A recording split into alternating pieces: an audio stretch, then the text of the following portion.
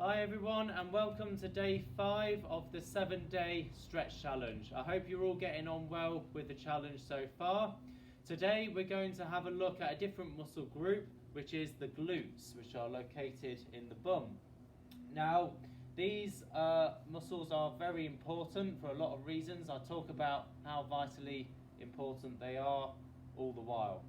So essentially they're responsible for this hyperextension of the hip when we're walking and running, so that's coming from the glute maximus muscle, and that's going to increase your stride length when you're running, so it's essentially the powerhouse of the leg really. It's really going to help to increase that stride and produce that triple extension movement. But also the glute max and but particularly glute med and piriformis muscles are responsible for keeping this knee in line. So they're the lateral rotators of the leg. So a lot of people, if they've got weak glutes, you'll see them running or even walking with this sort of knock knee movements, whereby the knee collapses in, potentially putting more strain on the knee and IT band. So if we can strengthen these external rotators, it's going to allow us to sort of move over the foot in that neutral position as we should be doing. These muscles often do get tight though, because of course when we sit down all day we are sitting on our bum, so it's just going to compress the whole area and cause a lot of tension. So a lot of you may have experienced in the past piriformis syndrome, or you may know it more commonly as sciatica.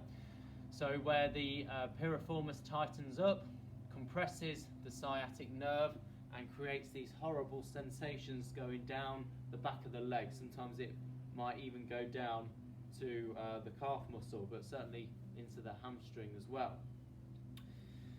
In some people, they are more predisposed to it if the sciatic nerve actually runs through the piriformis muscle, which it does in some people. So therefore, it's more likely to compress on that nerve if the muscle gets tight and bring on those symptoms. Likewise, we also might get tightness in the glutes if, for instance, we've got tight hip flexors, and that's pulling our pelvis forward into this anteriorly tilted position.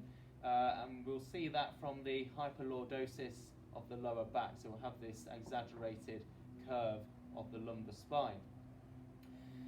But of course the glutes are responsible for keeping that pelvis in that neutral position, or even posteriorly tilting the pelvis like so.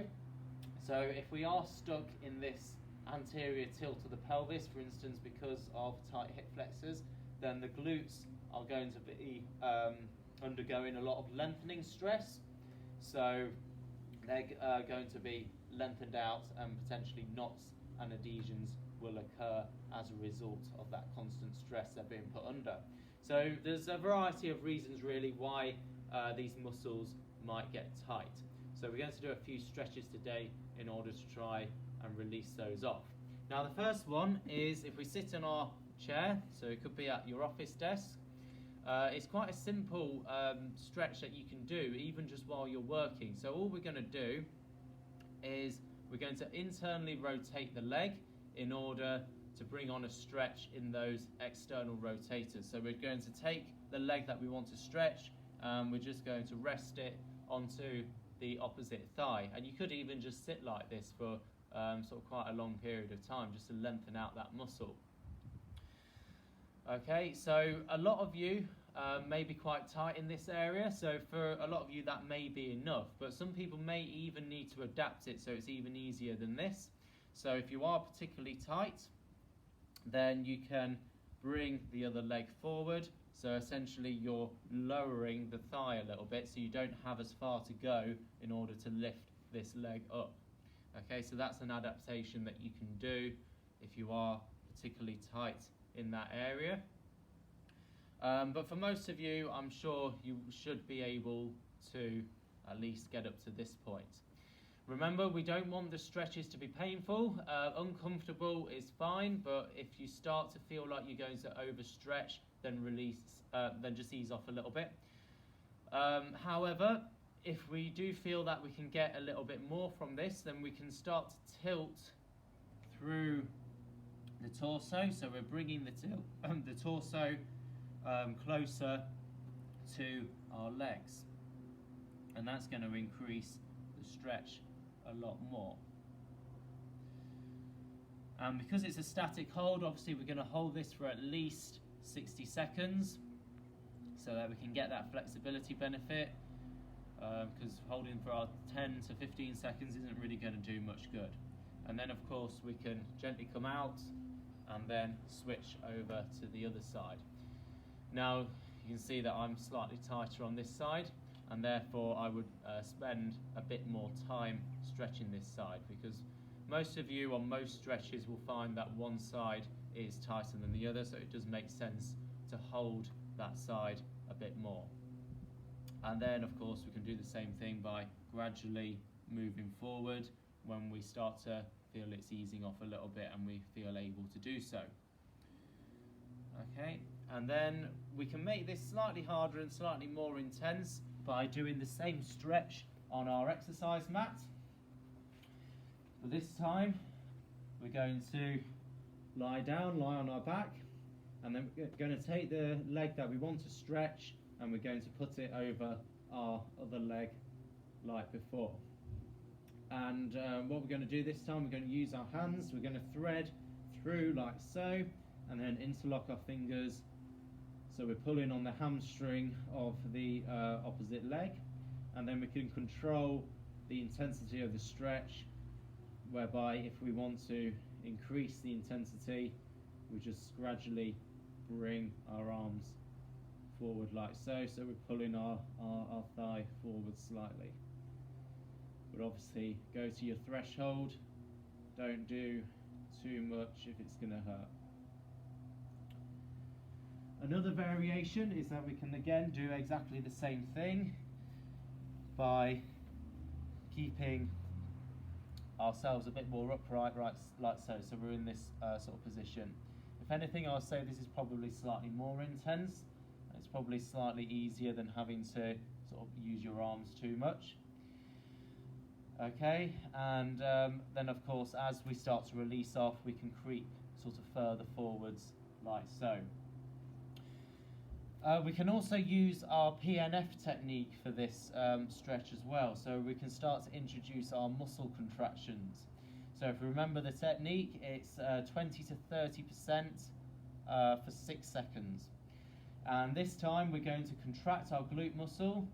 So obviously in order to do that, we're going to do external rotation, so it's as if we're trying to push the leg out that way, but of course we can't do that because the other leg is blocking us, so therefore it turns it into an isometric contraction where no movement's taking place.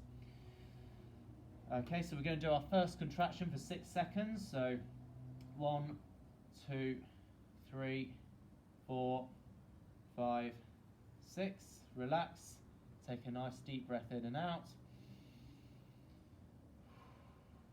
and then move slightly further forwards. So we're just creeping forwards, don't do big movements forward or anything. And then we can repeat that contraction again. So 1, 2, 3, 4, 5, 6. Relax, take a nice deep breath in and out. And then move forwards again. So remember, we can do up to 3 contractions. You don't have to do 3. If you feel like you're starting to reach your limit after 2 or even 1, then just do 2 or 1. But whether we do 1, 2 or 3 contractions, after our last contraction we're going to hold that position for around 20 seconds before we then gently come out of that stretch. Now this stretch, particularly if you've got knee problems, some people might struggle to get into that position. It might be a little bit painful, especially as we start pulling on the leg and potentially increasing stress on that knee joint. So if you do have knee problems, then I will give you an alternative to do. So what we're going to do, we're just going to sit upright with this leg straight, and then we're going to take the leg that we want to stretch, and we're going to move it over like so. Now I call this a teddy bear stretch because essentially what you're going to do is you're going to hug your thigh as though you're cuddling a teddy bear, and then the harder you squeeze, the more it's going to stretch. You can also try and move this leg a little bit further over. So if we're in this position, we can move it slightly further over, like so. And again, this can be used as a static stretch, so our 60-second plus hold, or we can turn it into a PNF as before. So again, we're going to try and do this movements with the leg, but this leg and your arms are going to block that movement and turn it into an isometric contraction. So again, you can try and squeeze that glute, 6 seconds, relax, take a nice deep breath in, and then move slightly further round like so. So essentially your heel is sort of coming this way a bit more. Okay, and see how you get on with that one. Okay, so they're your glute stretches for today.